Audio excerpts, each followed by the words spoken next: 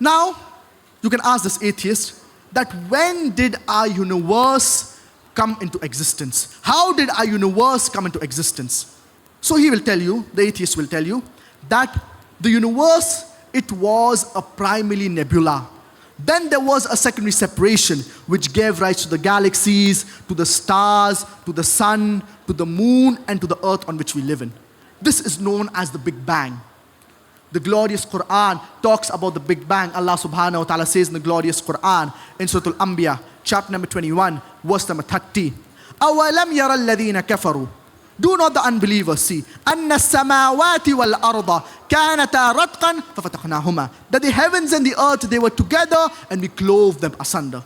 Allah subhanahu wa ta'ala talks about the Big Bang 1400 years ago, which science has discovered it recently. 100 years back, 200 years back, the glorious Qur'an mentions regarding the Big Bang 1400 years ago. You can ask this atheist that who could have mentioned this in the glorious Qur'an 1400 years ago? The atheist, he will say that maybe it is a fluke. Don't argue with him. Continue.